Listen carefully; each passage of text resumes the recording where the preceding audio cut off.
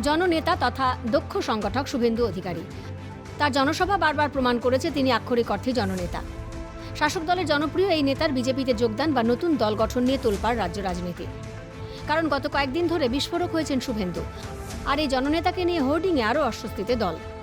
হলুদ রঙের বিশাল আকৃতির হোর্ডিং, সেখানে কোথাও তৃণমূলের প্রতীক নেই, শুধু মন্ত্রী শুভেন্দু অধিকারীর ছবি।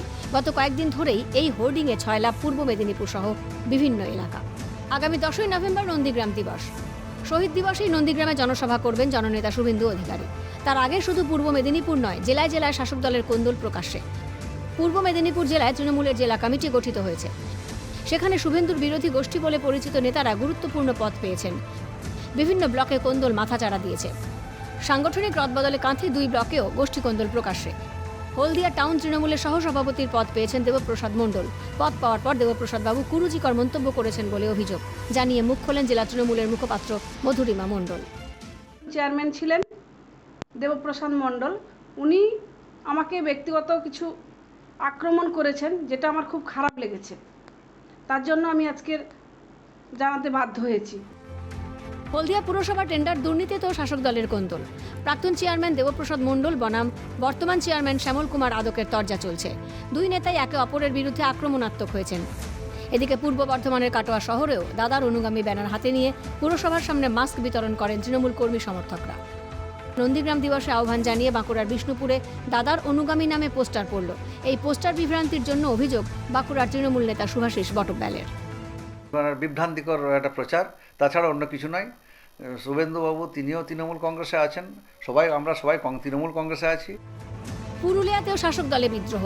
আমরা দাদার অনুগামীর নাম দিয়ে পুরুলিয়া জেলা তৃণমূলের বিক্ষুব্ধদের বিজয়া সম্মেলন অনুষ্ঠান শনিবার অনুষ্ঠিত হল পুরুলিয়া হরিপদ সাহিত্য মন্দিরে। মঞ্চ থেকে তৃণমূল নেত্রী থেকে রাজ্য নেতৃত্বকে তুলোধনা করেন বিক্ষুব্ধ নেতারা। সভার শেষে শুভেন্দু অধিকারী ভার্চুয়াল বক্তব্য রাখেন। এদিকে এই সম্মেলন থেকে বর্তমান জেলা নেতৃত্বকে হায়নাজাত বলে কটাক্ষ করেন প্রাক্তন জেলা সভাপতি সৃষ্টিধর মাহাতো। এই হাইনাদের থেকে আমাদের জেলাটাকে উদ্ধার করবো। আমি বাইরে সারা রাজ্যের কথা বলছি না, পুরুলিয়া জেলায় এই হাইনাদের উপদ্রব আর সহ্য হচ্ছে না, মানুষ সহ্য করছে না, এটা বন্ধ হবে। শুভেন্দু অধিকারী সম্পর্কে শনিবার মন্তব্য করেছেন বিজেপির রাজ্য সভাপতি দিলীপ ঘোষ। শুভেন্দু অধিকারী টিএমসির নেতা, টিএমসির মন্ত্রী, তো তাকে নিয়ে আমাদের কোনো ভাবনা নেই। তিনি যে পার্টিতে আছেন সেখানে আছেন, আমরা বিরোধী দল।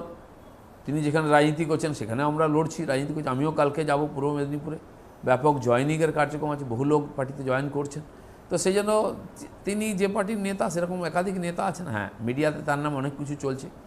আমিও 5-6 বছরে শুনছি, সেই 14 সাল থেকে শুভেন্দুবাবু পার্টি ছাড়ছেন, শুভেন্দুবাবু বিজেপি জয়েন করছেন। এখনও সেই একই প্রশ্ন আছে, একই জায়গায়। আমাকে অনেকে প্রশ্ন করেন, আমি বলি বাবা এই ব্যাপারে আমি কিছু জানি না। রাজনীতির চর্চার অন্যতম কেন্দ্রবিন্দুতে শুভেন্দু অধিকারী, তার অনুগামী রাজ্যের সর্বত্র। আর জেলায় জেলায় গৃহবিদ্রোহ। দলীয় এই বিদ্রোহে তৃণমূলের রাজ্য নেতৃত্ব যে গভীর চিন্তিত, তার বলার অপেক্ষা রাখে না। Bureau report, Calcutta television network.